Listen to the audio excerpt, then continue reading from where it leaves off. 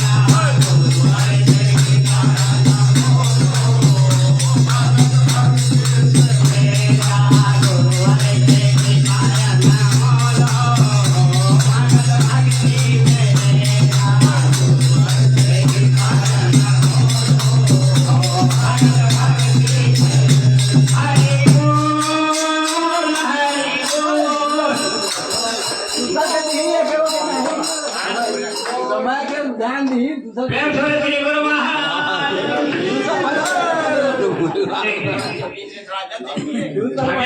भजन गाने वाले हमारे पास बहुत हैं और उधर का भी एक प्रार्थना है।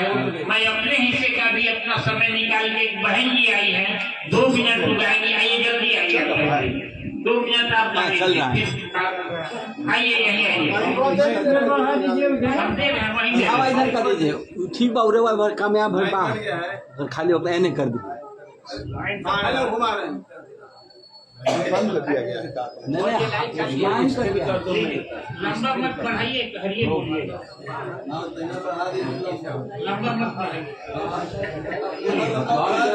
बोल मेरे गुरु महाराज साचे दरबार मुझे सतगुरु तेरा सहारा न होता सहारा न होता तो दुनिया में मेरा गुजारा न होता।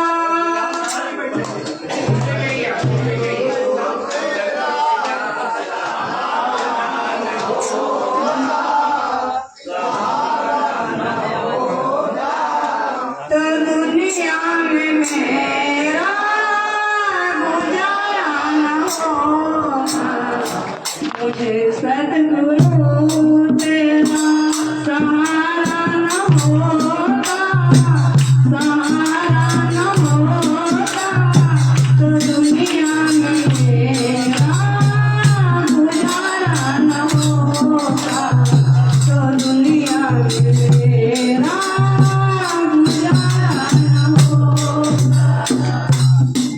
जीने को जीते थे मगर मर मर के जीते थे जीने को जीते थे मगर मर मर के जीते थे मजबूरी के दिन रात मेरे रो रो के जीते थे मजबूरी के दिन रात मेरे रो रो के जीते थे रो रो के हमने तुम्हें पुकारा न होता पुकारा न होता तो दुनिया में मेरा गुजारा न होता तो दुनिया में मेरा गुजारा न होता।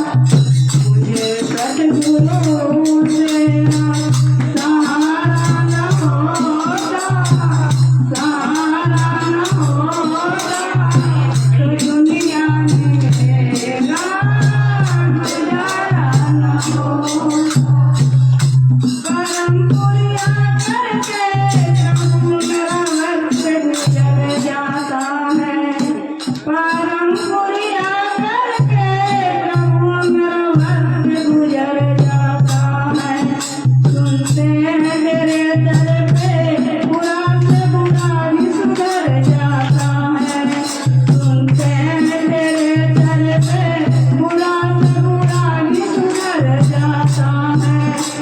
कर्मों को तूने मेरा सुधारा न होता सुधारा न होता तो दुनिया में मेरा गुजारा न होता तो दुनिया में मेरा गुजारा न होता। मुझे सतगुरु तेरा सहारा न होता सहारा न होता तो दुनिया में मेरा गुजारा न होता। दुष्टों पर प्रभु तूने कृपा बरसाते हो दुष्टों पर प्रभु तूने कृपा बरसाते हो। स्वार्थ की दुनिया में तुम ही प्रेम दिखाते हो स्वार्थ की दुनिया में तुम ही प्रेम दिखाते हो। दासों को तुमने जो निहारा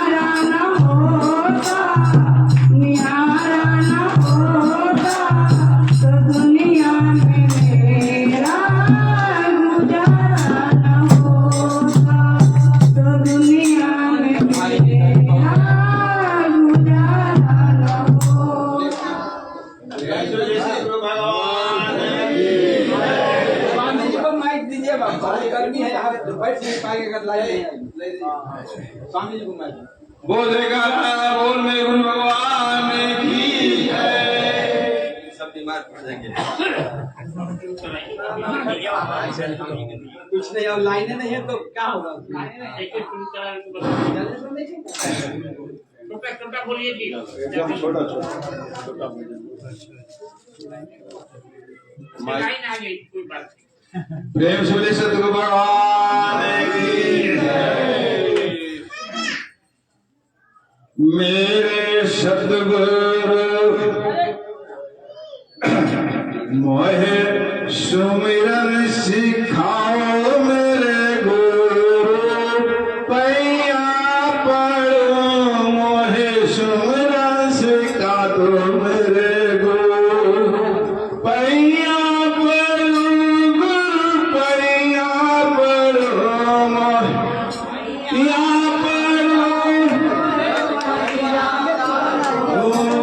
पैया पढ़ो गुरु पैया पढ़ो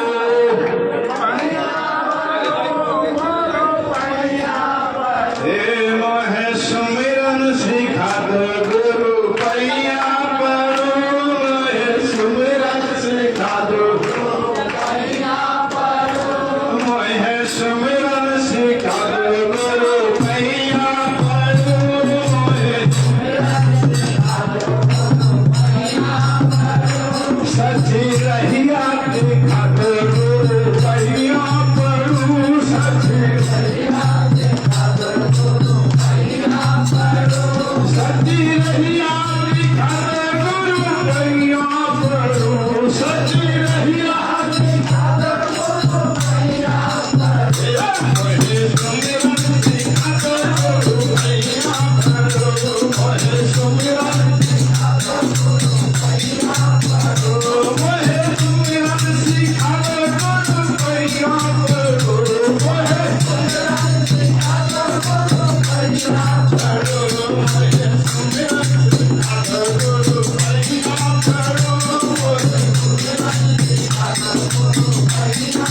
पढ़ो सच्ची रहिया दिखा दो गुरु पैया पढ़ो सच्ची रहिया दिखा दो गुरु पैया पढ़ो सच्ची रहिया दिखा दो गुरु पैया पढ़ो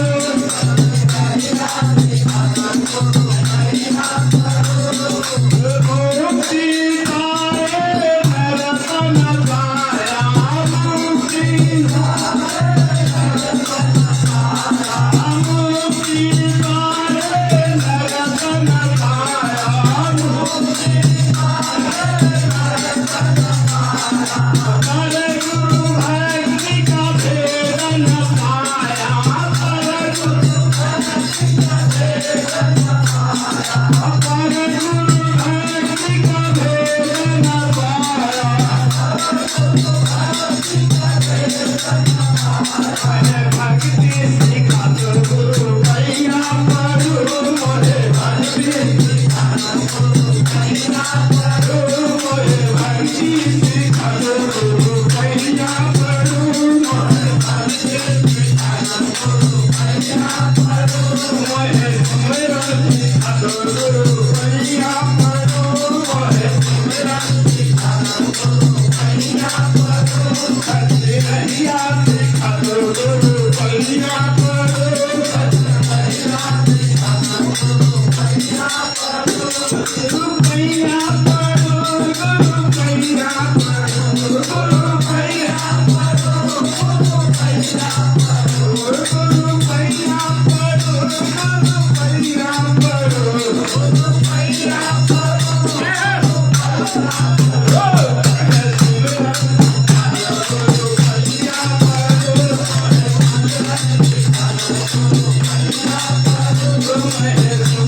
पैया पढ़ो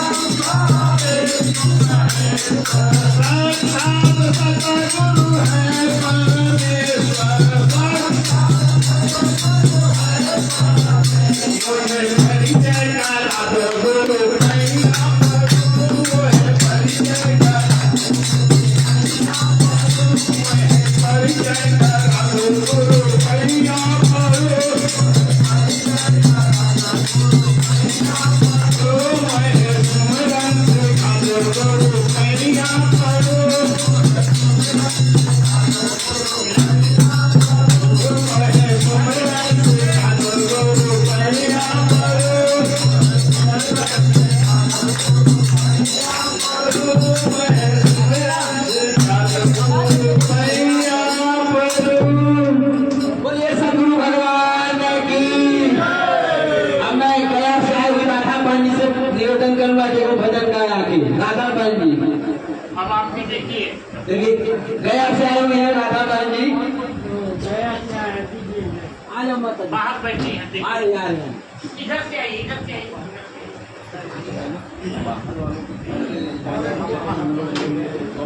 और पंजाब से आए हैं। को भी तो देखा होगा, भी गया। अब यहाँ पे कपड़ा लेते हैं तो अपने में तो अब हम लोग को छोड़ दीजिए। तो पकड़ लिए हम कोई ना नहीं जाएंगे। पकड़ आता है। गाने दिया स्वामी जी का। बोलिए जयकारा, बोलो मेरे श्री गुरु महाराज की जय, परमहंस दयाल महाराज की जय, नंगली सरकार की जय, नंगल बिहारी महाराज की जय, परमपुरी भगवान की जय, स्वामी जी महाराज की जय। एक छोटी सी बेनती बोलूंगा तो सभी मेरे भैया साथ देंगे। दीनानाथ मुझे बिसराना नहीं, दीनानाथ मुझे बिसराना नहीं, मैं बच्चा तेरा हूँ कोई बेगाना नहीं, बच्चा तेरा हूँ कोई बेगाना नहीं, दीनानाथ मुझे बिसराना नहीं, दीनानाथ मुझे बिसराना नहीं, मैं बच्चा तेरा हूँ कोई बेगाना नहीं, बच्चा तेरा हूँ कोई बेगाना नहीं। छूट गई उंगली तेरी इस जगत के मेरे नया, ढूंढता फिरता हूँ तुझको, कुछ लग जाए तेरा मन। मेरी बुद्धि ने तुझे को पहचाना नहीं, मेरी बुद्धि ने तुझे को पहचाना नहीं, दीनानाथ मुझे बिसराना नहीं, दीनानाथ मुझे बिसराना नहीं, मैं बच्चा तेरा हूँ कोई बेगाना नहीं, बच्चा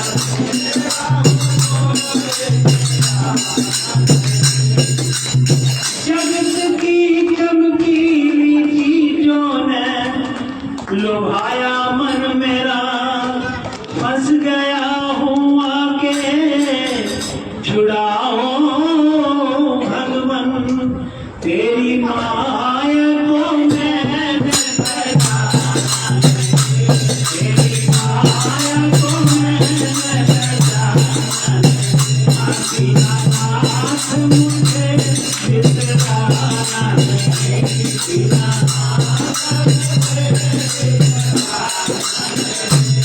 दीनानाथ मुझे विसरा नहीं, दीनानाथ मुझे विसरा नहीं। मैं बच्चा तेरा हूँ कोई ठिकाना नहीं, बच्चा तेरा हूँ कोई ठिकाना नहीं। तू पिता मैं पुत्र हूँ तेरा, तेरा तुझ में तुझसे है स्नेह मेरा, ले उठा ले गोदी में मुझको, करुणा दे के प्यार दे, तेरी रूह में कोई बेगाना नहीं, तेरी रूह में कोई बेगाना नहीं। दीनानाथ तुझ पहचाना नहीं, दीनानाथ मैं तुझको पहचाना नहीं। मैं बच्चा तेरा हूँ कोई बेगाना नहीं, बच्चा तेरा हूँ कोई बेगाना नहीं। दीनानाथ मुझे विसराना नहीं, दीनानाथ दीनानाथ मुझे विसराना नहीं, दीनानाथ मुझे विसराना नहीं। मैं बच्चा तेरा हूँ कोई बेगाना नहीं, बच्चा तेरा हूँ कोई बेगाना नहीं। बोलो जयकारा, बोलो मेरे श्री गुरु महाराज की जय। बोले परमपुरी भगवान की जय। अब राधा बहन जी जो गया से आई हुई है।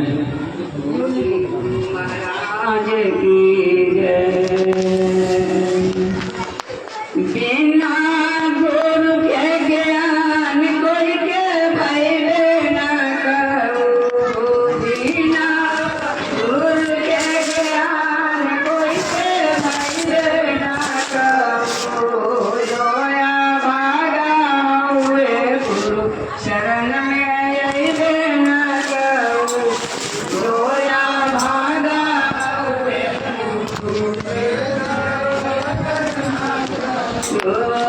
बिना गुरु के ज्ञान कोई के भय न करे, बिना गुरु के ज्ञान कोई के भय न करे, जोया भागा हमारे गुरु शरण में अइबे न करे, जोया भागा हमारे गुरु शरण में अइबे न करे, जया भागा हमारो गुरु शरण में अइबे न करो, जोया भागा हमारे गुरु शरण में अइबे न करो। कैला ज्ञान देले सीता मैया हो, कैला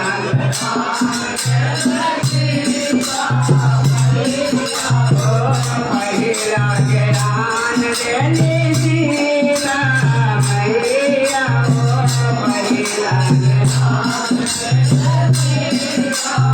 मैया हो, रावण हर के लिखाए लगो ढाई न कौवे, रावण गए लगो ढाई न करो, जोया भागा मारो गुरु शरण में अइबे न कौवे, जया भागा मारो गुरु जोया भागा हुए गुरु शरण में अइबे न करो, जोया भागा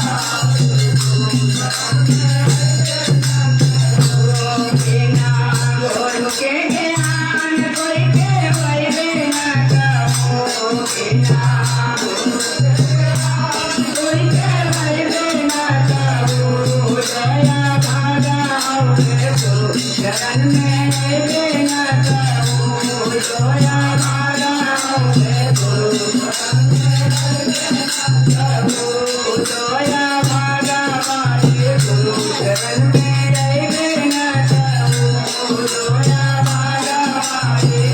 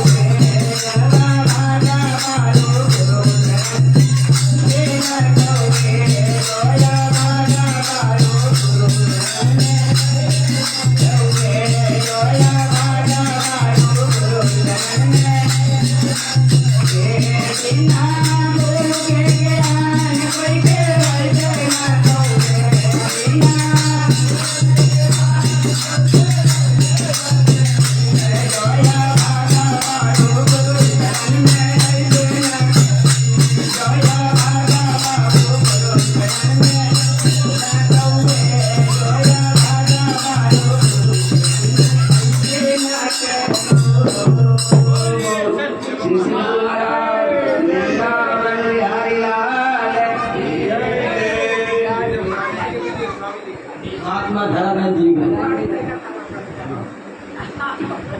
बोललेस कुछ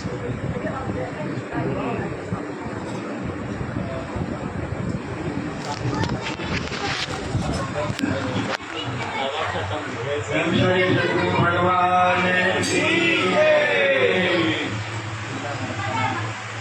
परम गुरु पल पल देना सहारा परम गुरु पल पल देना सहारा मेरे सतगुरु दे पल पल देना सहारा परम गुरु पल पल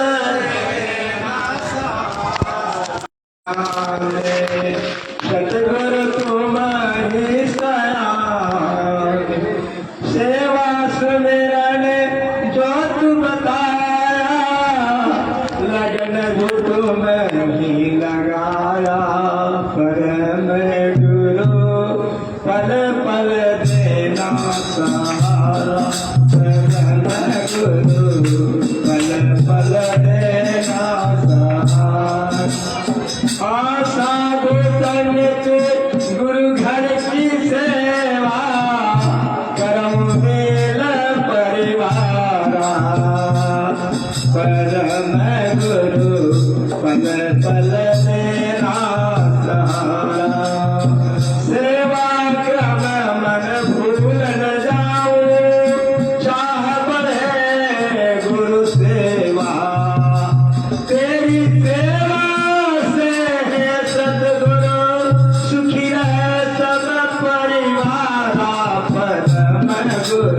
पल पल देना सहारा परम गुरु पल पल देना सहारा।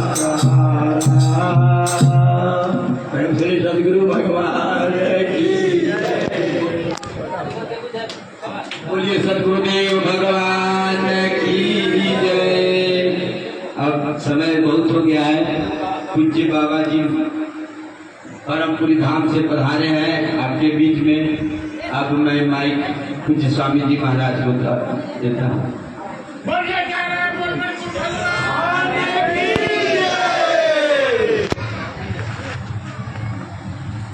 कितने बजे तक है भाई? टाइम की पाबंद तो 5 बजे समय है, लेकिन 5:15 तक चलेगा। सभी लोग शांत चित्त होकर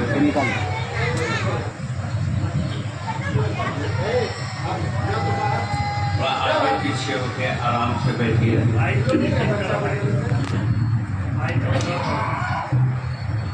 इसको बंद कर दीजिए। पंखा को घुमा दीजिए इधर, हम लोग तरफ घुमाइए। हाँ बस बस बस छोड़ दीजिए। सभी लोग मिलके ओम का उच्चारण करें।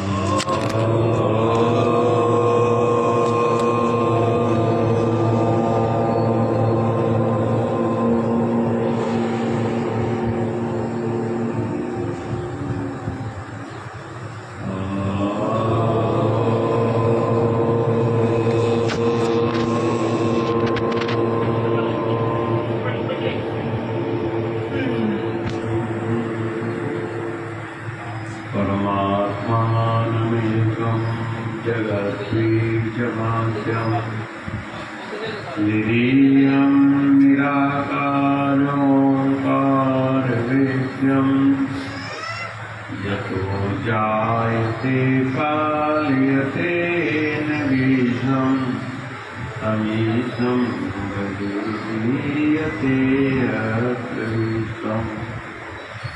नमस्ते नमस्ते प्रभु विष्णुमूर्तये नमस्ते नमस्ते चिदानन्दमूर्तये नमस्ते नमस्ते तपोयोगगम्या नमस्ते नमस्ते श्रुति ज्ञानगम्या नमस्ते नमस्ते श्रुति ज्ञानगम्या।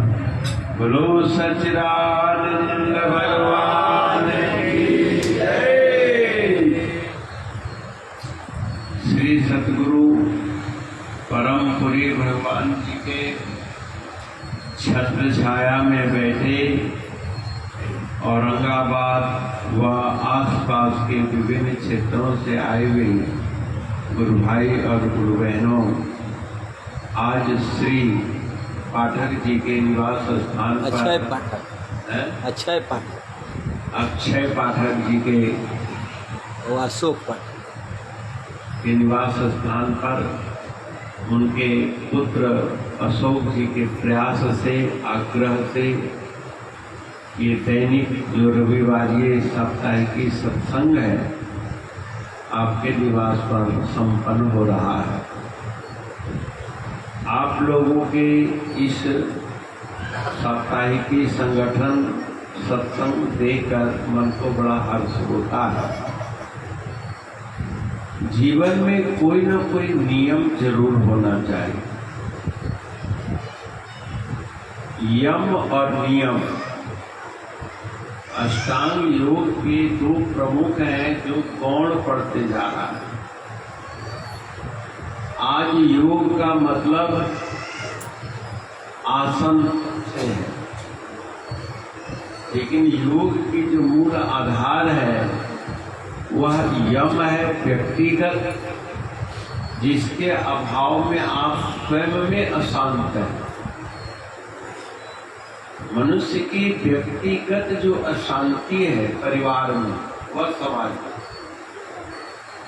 क्योंकि अशांति सामूहिक नहीं हुआ करता,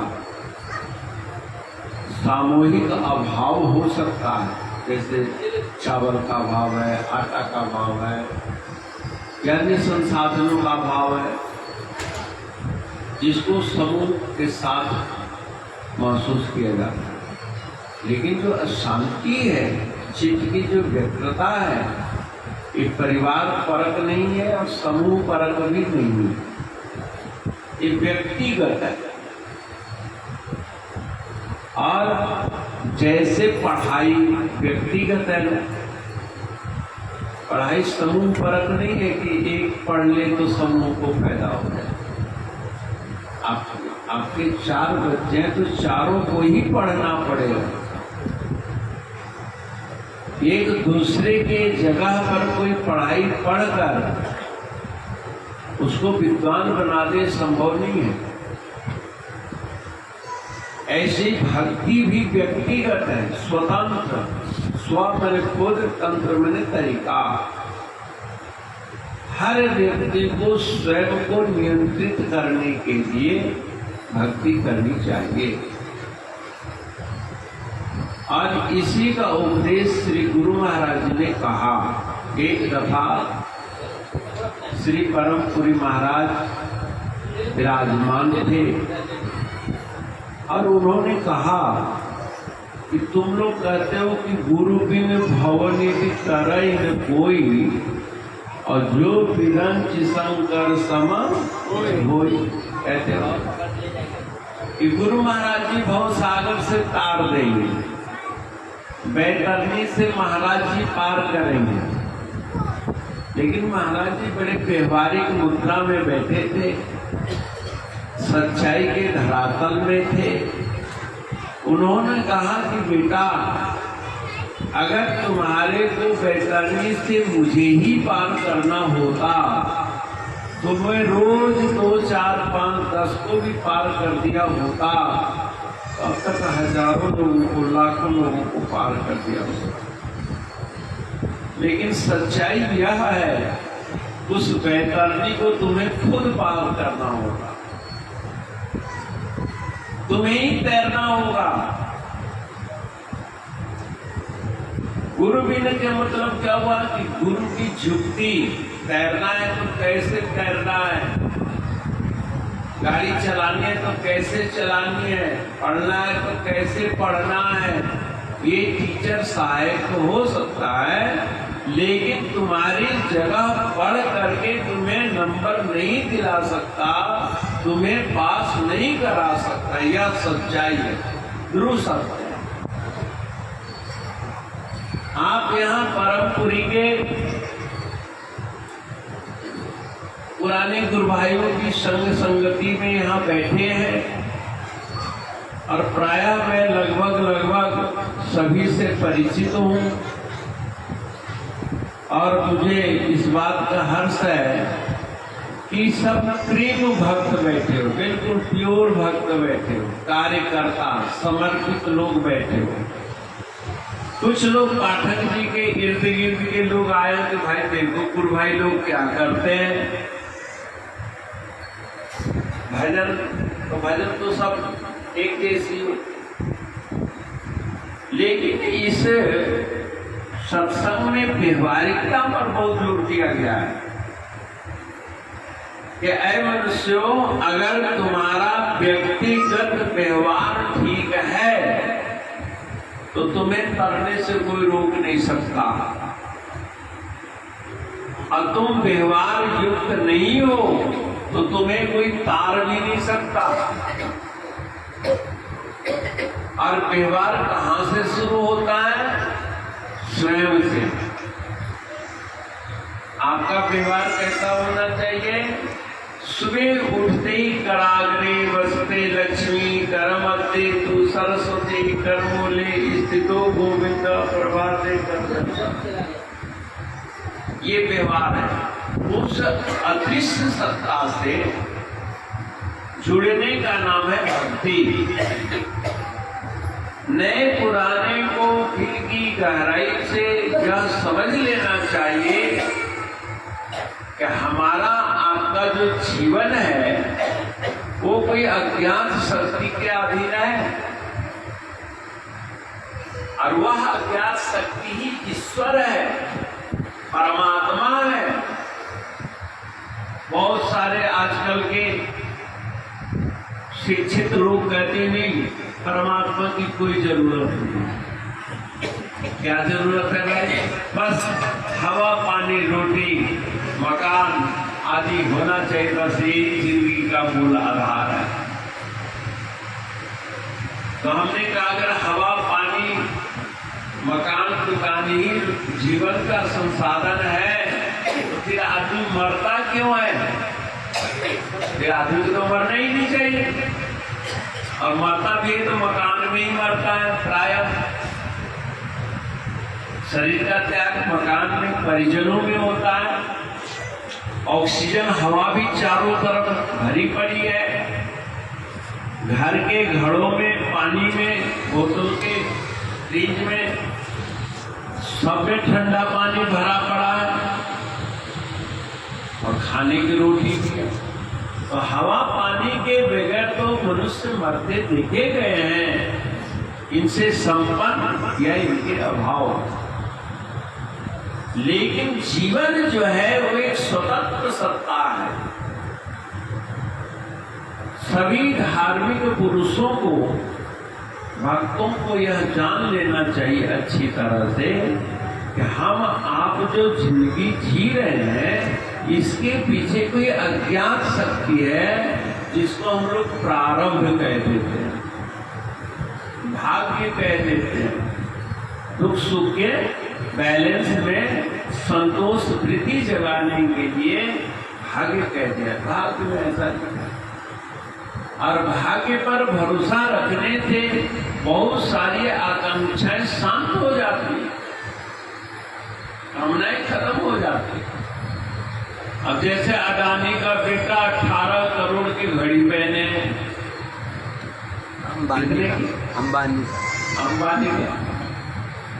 अंबानी का बेटा 18 करोड़ की घड़ी है, 500 करोड़ की डाइनिंग मेज है जिस पर बैठ के, पीढ़ा पर बैठ के खाया जाता है ना, 500 करोड़। अब उसकी इसकी बराबरी हम करने लग जाए तो संभव है उसका, लेकिन खाता यही गेहूं की रोटी है जो हम पत्तल में खाते हैं, टाट पर बैठ के खाते हैं। हो सकता है उसको जीवन में उतना तंदुरुस्ती न लिखा हो जितना हमारे और आपके जीवन में। पारिवारिक जो प्रसन्नता है, खुशी है, वो आपके घरों में ज्यादा है, ऊपर नहीं है।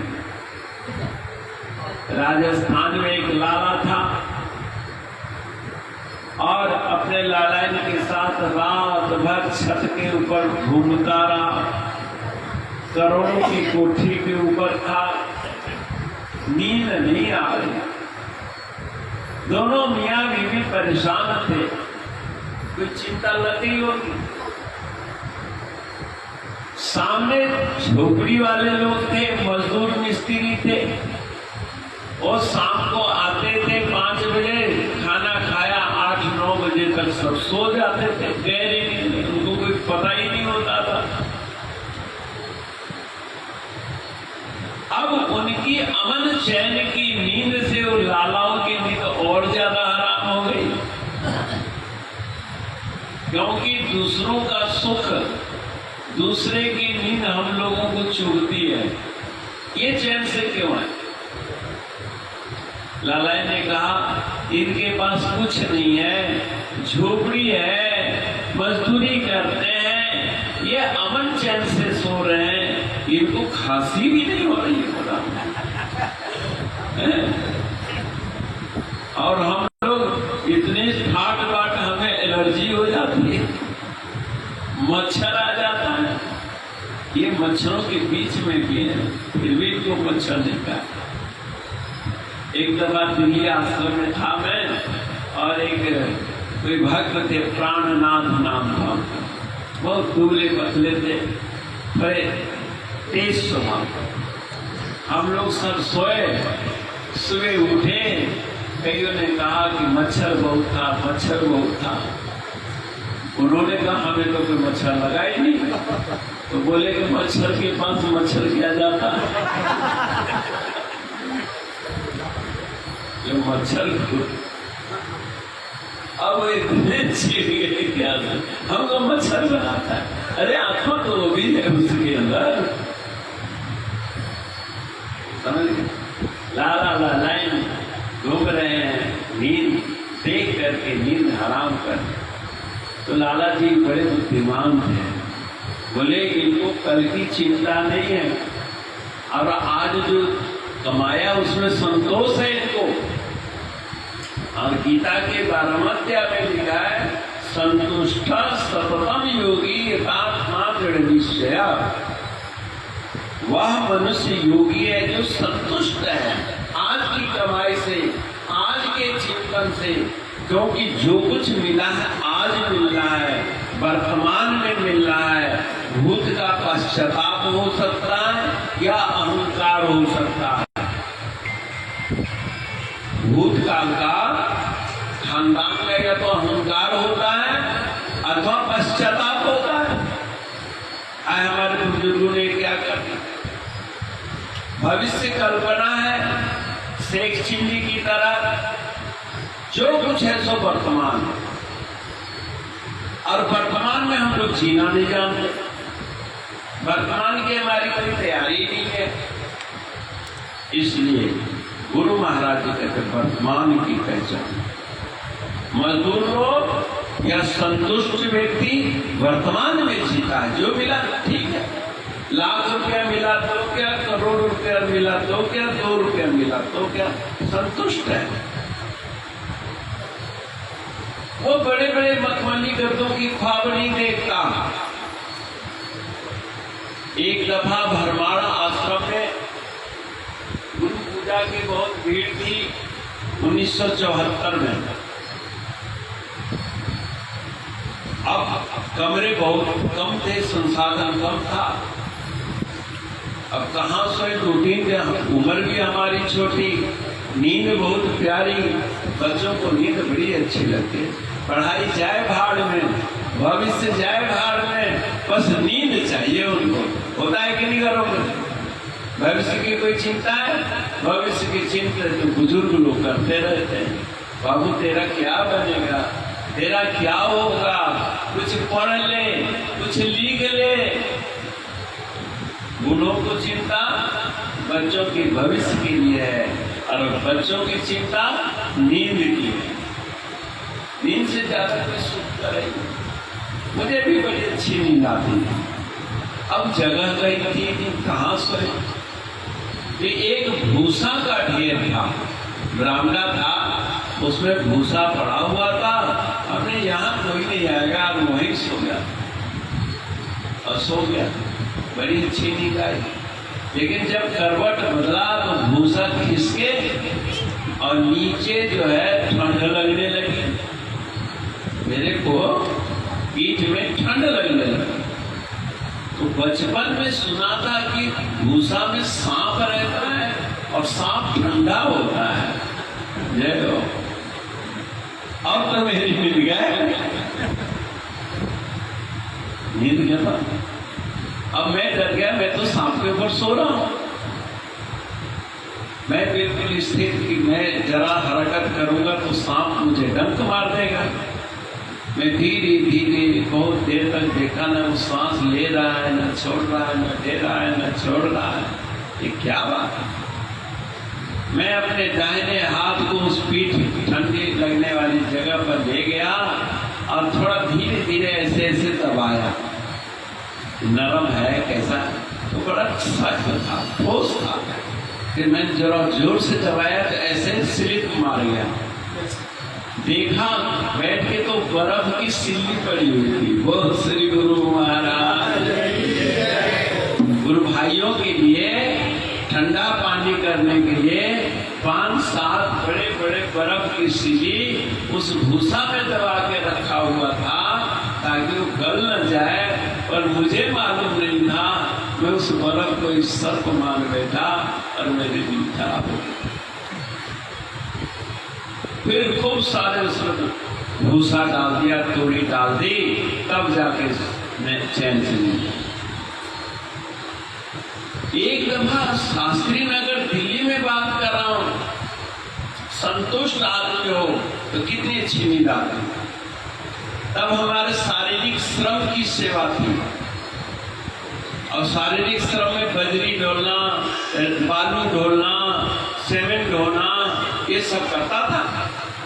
तो सरिया होती थी ये जो क्रेशर वाली बजरी नोकदार, वो पड़ी हुई थी, एक बरीक गंजी थी, उसे पर ऐसे चुप करके लेट गया और बड़ी गहरी नींद आई। श्री गुरु महाराज जी आए, वो बजरी हाथ में लेकर ऐसे दबाने लगे तो लोगों ने झटपट पकड़ा, महाराज जी वो सुई की तरह है, आपके लहू निकल जाएगा।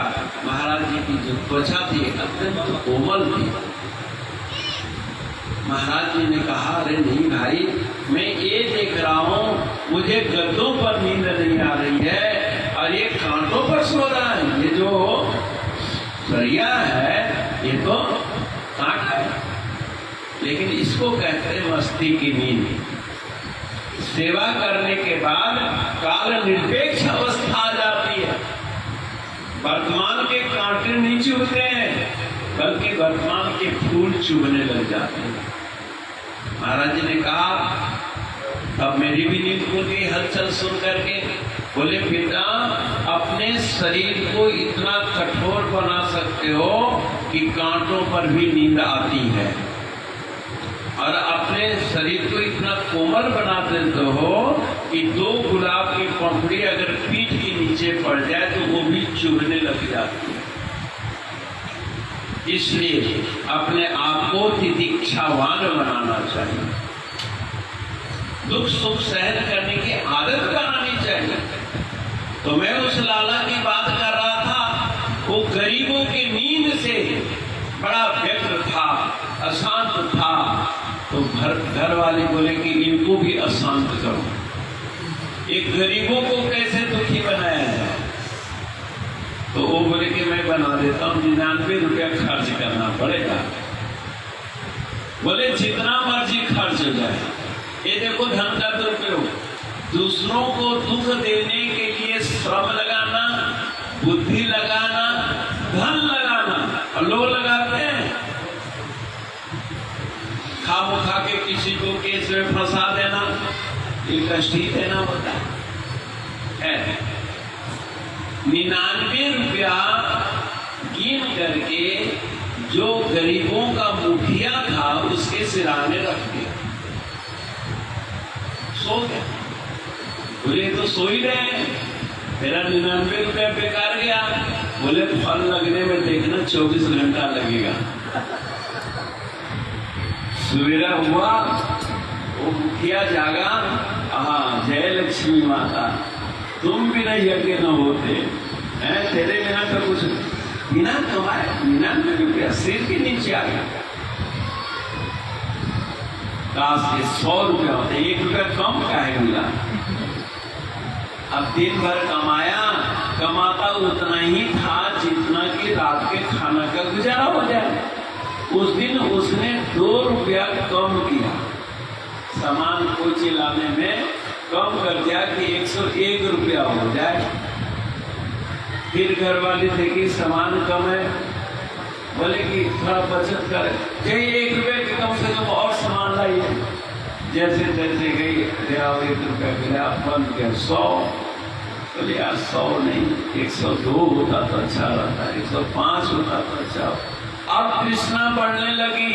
बोले क्या है, घर में थोड़ा खटर पटर हो जाता है, लेकिन 2 रुपया तो बचेगा ना, नमक कम हो जाएगा, दाल कम हो जाएगी और कम हो जाएगा। वो 2 रुपया बचाने ही लगा और लड़ाई होते होते होते होते फिर जम के लड़ाई होने लग गई। अब वो अशांति से बचने के लिए 2 घुट शराब भी पीने लग गया और अच्युतम झुक भी चलने लग गया। लाला खिड़की से झांक के बड़ा हाथ से तो देख 99 रुपए का चक्कर, ये 99 का चक्कर डाल दिया। भगवान हम लोगों को भी 99 के चक्कर में डाले नहीं। जो मिल जाए उसमें संतुष्ट रहो। संतुष्ट रहने से क्या फायदा होगा महाराज? आपके जीवन में कितनी ही व्यस्तता क्यों न हो, आप 5 मिनट सुबह 5 मिनट शाम को ध्यान करो। जो गुरु महाराज जी से मंत्र दिया है, आखिर कब जपोगे? शांति तो कभी आएगी नहीं। अब 25वां घंटा आपके लिए बनाया नहीं जाएगा। तो जितना भी आपके पास समय है, उसी समय में से 5-10 मिनट अपने मंदिर के, घर के मंदिर में बैठो, जरूर बैठो और 108 दफा जप जरूर करो मंत्र का। मैंने कई दफा आप लोगों से कहा है कि 108 ही क्यों, 108 के पौराणिक कई माने निकाले हैं। राधे श्याम लिखो, राम लिखो, सीताराम लिखो, चलो उनकी अपनी धारणा होगी। लेकिन मैंने जब महाराज जी से चिंतन में मांगा कि महाराज जी 108 का क्या रहस्य है, तो थोड़ा ज्योतिष का ज्ञान होने के नाते हमने विचार किया कि इस आकाश मंडल में 27 नक्षत्र हैं। कितने नक्षत्र हैं? 27। और 27 नक्षत्र जो हैं वो रोजाना चारों दिशाओं में भ्रमण करते हैं। पूरब पश्चिम उत्तर दक्षिण भेद से एक नक्षत्र के 4 चरण हो जाते हैं और 4 चरण को 4 से गुना करो, 27 के चारों चरण को गुना करो, कितना बनता है? 27 चौका 108 होता है। और नक्षत्र के अधीन है राशि, राशि के अधीन है ग्रह, ग्रह के अधीन है हमारा आपका दुख सुख सफलता सफलता। ग्रह स्वतंत्र नहीं है। ग्रह जो है ये स्वतंत्र नहीं है। तब कहते हैं कौन ग्रह किस राशि में है, तो राशि भी स्वतंत्र नहीं है। कौन से राशि, कौन नक्षत्र का कौन सा चरण है। आपका बच्चा जब जन्म लेता है तो आप क्या कहते हैं? बच्चा का नाम क्या रखा जाए? पंडित जी अपने मन से नाम नहीं रखेंगे, तुरंत पंचांग खोलेंगे, नक्षत्र देखेंगे, नक्षत्र चरण देखेंगे, उस चरण का नाम रखेंगे अथवा मित्र राशि का नाम रखेंगे। समझिए? तो आप जब 108 दफा ओम नमः शिवाय का जप, हरे रामा हरे कृष्णा का गदगद हृदय से जप करेंगे तो एक राशि एक चरण के निमित्त तो जप होना ही चाहिए। 27 नक्षत्रों के 108 चरणों के निमित्त एक दफा तो नमस्कार करो, और माइयों की तरह अगर करना है तो 3 दफा या 5 दफा करो कम से कम। इसलिए 108 की बड़ी महिमा है। अगर आप नित्य नियम से 108 जप कर लें तो लौकिक कार्य में आपकी अनुकूलता आएगी। अब कितनी आएगी, इसके लिए ध्यान जरूरी है। मैं अभी श्री परमपुरी धाम में भी और जगह जगह यही कहता हूं कि जप करो पर ध्यान पूर्वक करो। आदमी जो है देवताओं को बहुत आराधना में फंसा है। देवताओं के निमित्त दान करो, पुण्य करो, अच्छा है, लेकिन देवताओं का ध्यान मत करो। क्या? देवताओं का ध्यान नहीं करना चाहिए, क्योंकि कहा है ध्यान मूलम गुरु मूर्ति। ध्यान का मूल कौन है? गुरु महाराज जी का स्वरूप है। ध्यान उसका करो। करो, देखो उसको जो तुम्हारे को दिखा दे। आप अपने बगल के दीवार में झांको, कुछ दिखाई देता है? जहां बैठे हो दरी में झांक के देखो, कुछ दिखाई देता है? नहीं ना देता। क्यों? आपका रेज, आपकी ऊर्जा, आपका शरीर का अक्ष तो जा ही रहा है, पर वो रिटर्न नहीं हो रहा है। आप दीवार में देख रहे हैं तो आपकी वृत्ति रिफ्लेक्स नहीं हो रही है ना, इसलिए कुछ दिखाई नहीं दे रहा है। लेकिन आप शीशा लगा दो, दर्पण, तो तुरंत दिखेगा, क्योंकि दर्पण में वह खासियत है, आपके किसी भी ऊर्जा को, किसी भी रेज को, किसी भी ऊष्मा को वो सोखेगा नहीं, अभी तो रिफ्लेक्स ही कर देगा। आपका चेहरा आपको दिखा देगा, दरी नहीं दिखाएगी, दीवार नहीं दिखाएगी। ठीक ऐसी देवी देवता या नातेदार रिश्तेदार जिनका मर्जी ध्यान कर लो, आपका अपना मन नहीं दिखाई देता। मन को सोख लेते हैं, आपको बुद्धि नहीं दिखेगी कि मेरी बुद्धि कैसी है, आपका चित्त भी नहीं दिखाई देगा, आपका अहंकार भी नहीं दिखाई देगा, और नहीं देगा तो आप कुरूप हैं कि स्वरूप हैं, विरूप हैं, क्या है, कुछ पता ही नहीं लगे, और लोग देख करके हंसेंगे। जैसे एक झूठी बता के वाणी को समाप्त करता हूं।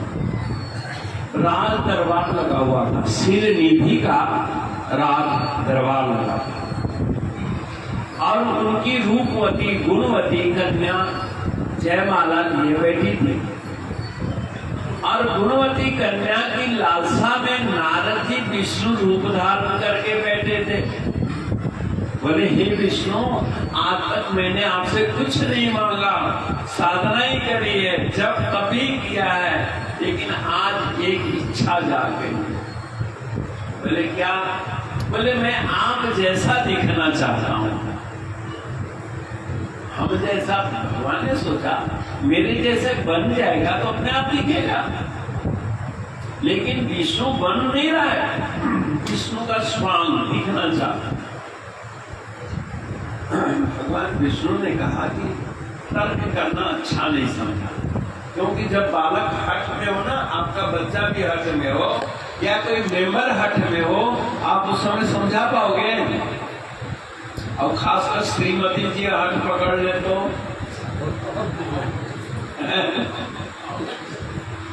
या श्रीमान जी हट कर ले, पत्नी नहीं समझा पाए। कोई हठीले आदमी को कोई सठ सुधर नहीं, सिर्फ संतों के पास सठ सुधर सकता है, आपस में नहीं। नारद जी हट कर लिए तो भगवान विष्णु ने कहा कि आपका जिसमें परम हित होगा ना, मैं वो रूप दूंगा आपको। यानी जो रूप प्राप्त है यही रहेगा, इसकी भी गारंटी नहीं है, क्योंकि इस रूप का तो सम्मान बहुत है।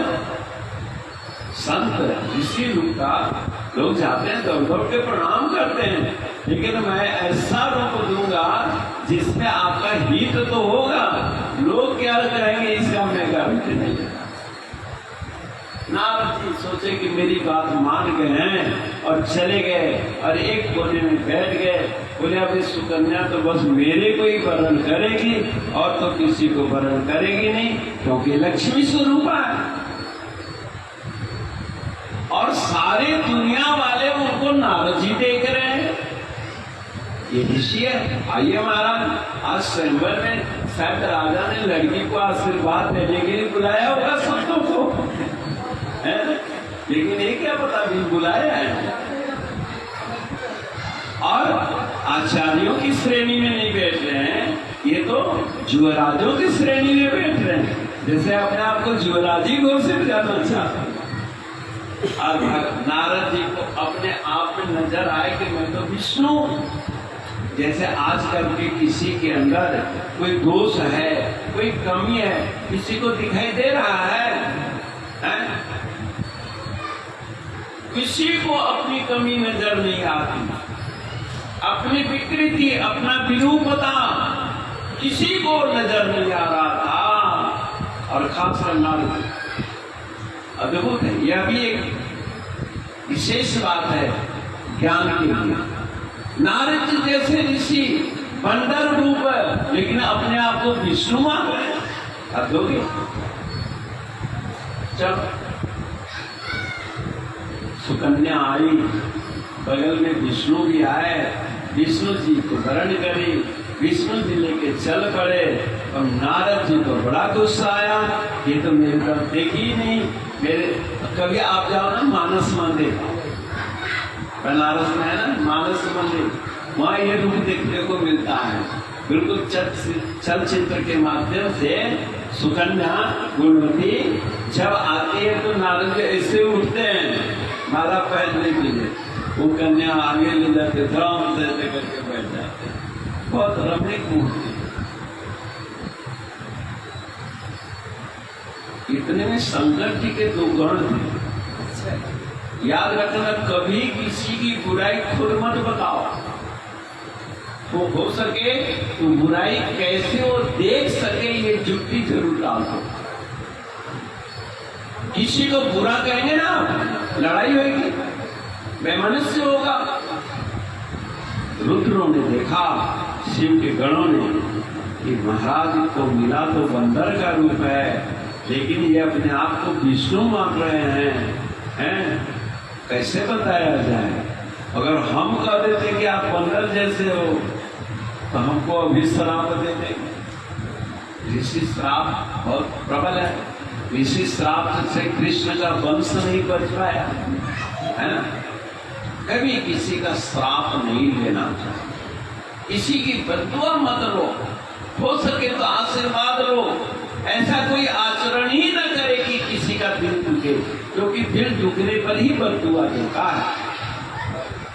उन्होंने कहा महाराज आप ऐसा करो, आप बहुत सुंदर लग रहे हो, लेकिन थोड़े अपने आप को किसी जलाशय में तो देख लीजिए। अब दर्पण कहाँ से दिखाया जाए। तो महाराज गए जल कुंड के आगे, जल कुंड बड़ा स्थिर था, देखा, अरे मेरे को तो सचमुच में बंदर बना दिया। अब किसने बनाया? तो विष्णु भगवान ने बनाया। अक्षय विष्णु जी को क्रोधित होकर के श्राप देने के, और ऐसा हुआ। आप तो समझाते, मेरा कहने का तात्पर्य, नारद जी अपने आप को विष्णु मान रहे हैं, जबकि हैं बंदर हैं पर विष्णु मान रहे हैं, और लोग उनको नारद मान रहे हैं। जिसके प्रति आकर्षण है वो भी बंदर ही मान रहा है। इसलिए नारद जी की तरह हम अपने आप को क्या मान रहे हैं सोचो। हम अपने आप को महान मान रहे हैं, और महान है कि नहीं है ये कौन भेदभाव करेगा? आपके गुरु महाराज जो अंतःकरण में ध्यान मूलम गुरु मूर्ति, जब गुरु महाराज जी के ध्यान करोगे तो उस दर्पण में आपका मन दिखाई देगा, आपको अपनी बुद्धि दिखाई देगी, आपको अपना चित्त दिखाई देगा, आपको अपना वजूद अहंकार दिखाई देगा। और दिखाई देगा तो ठीक है कि गलत है, ये आप अपने आप पहचान लेंगे, क्योंकि आपके चित्त के अंदर अनेक रूपों का संस्कार, अनेक रूपों का एल्बम पड़ा हुआ है। बस उस एल्बम से तेली तो करना है। इसलिए भाइयों बंधुओं, आज रविवार ये सत्संग औरंगाबाद में आप सबको बहुत बहुत गुरुदेव का आशीर्वाद देता हूँ। आपके जीवन का मिशन पूरा हो, और आप जितने गुरु भाई बहन बैठे हैं, पुराने अथवा नए, अपने कर्तव्य की पहचान करें और वाणी की सदुपयोग करने के लिए एक कीर्तन और सत्संग से बढ़ के दूसरा कोई साधन नहीं है। शांति के लिए सच्चित आनंद को अंगीकार करने के अलावा कोई उपाय नहीं है। बस ये 2 चीजें आप धारण कर लें, आपका जीवन धन्य धन्य हो जाएगा। आपकी शुभकामना करता हुआ मैं वाणी को विराम दूंगा। आज सुबह परमपुरी धाम से चला औरंगाबाद, आप लोगों के सौजन्य से मोरडीरे में विशाल आश्रम बन रहा है। पहली छत पड़ी है, आगे भी पड़ती रहेगी। तो अभी तो बहुत हमारे तो कभी इजी प्रोग्राम होता ही नहीं, सब बिजी है। हम कितने दफा सुनते हैं कि आराम से प्रोग्राम बनेगा, लेकिन आज ही 4 जगह हो गए। तो खैर, जब तक शरीर स्वस्थ है इसका सदुपयोग करें। तो जगदानंदपुरी पप्पू भाई ने कहा कि औरंगाबाद जरूर आइए, तो हमने कहा चलो आएंगे भाई। औरंगाबाद से तो वैसे ही मेरा बहुत लगाव है। तो श्री क्या बोलना चाहते, तो पाठक जी कुछ बोलना चाहते हैं। आप 92 वर्ष की आयु में 93 साल के ऑन रिकॉर्ड। तो आपके स्वास्थ्य और आजकल 50-60 साल के लोगों से मिलाकर देखो तो पता लग जाएगा कि बहुत ज़्यादा स्वस्थ है। तो श्री पाठक जी कुछ बोलना चाहते हैं, 2-4 मिनट 5 मिनट।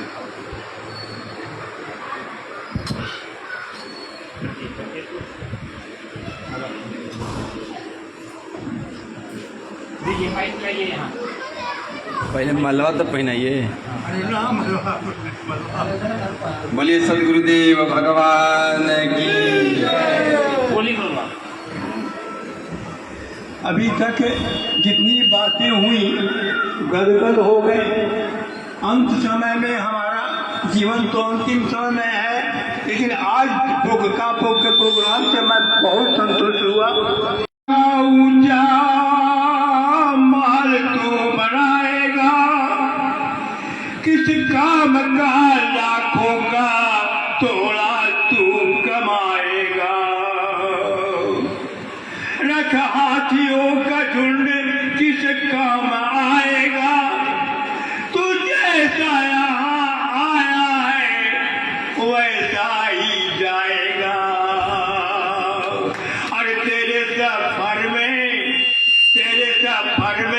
सवारी के खातिर करने पर ठटरी का ठेला रहेगा। अरे मन ये 2 दिन का मेला रहेगा, न कायम ये जग का झमेला रहेगा।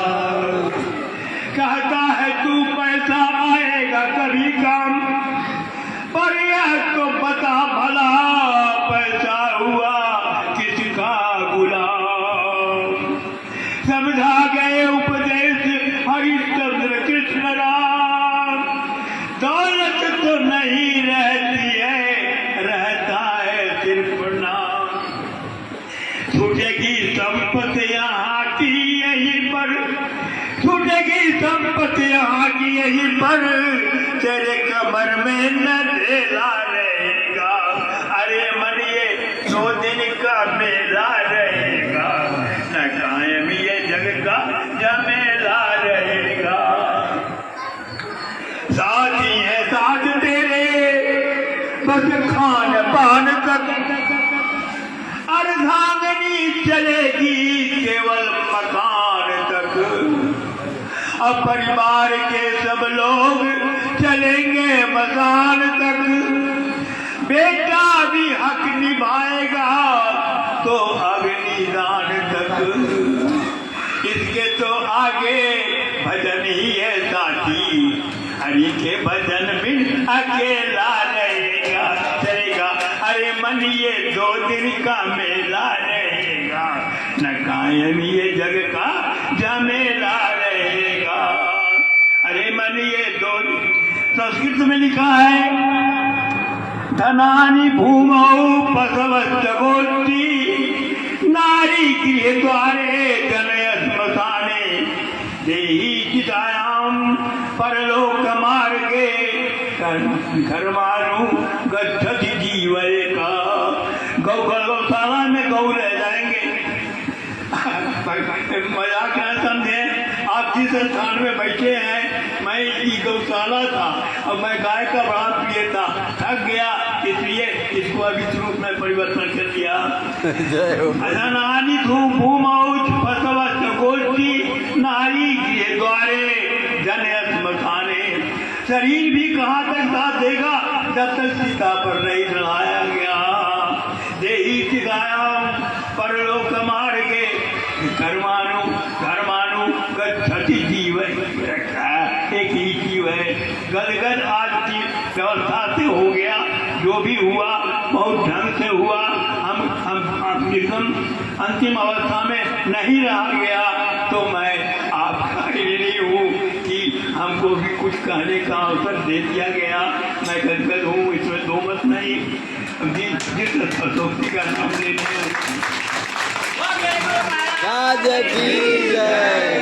एक चीज मैं अपनी ओर से कहना चाहता हूँ।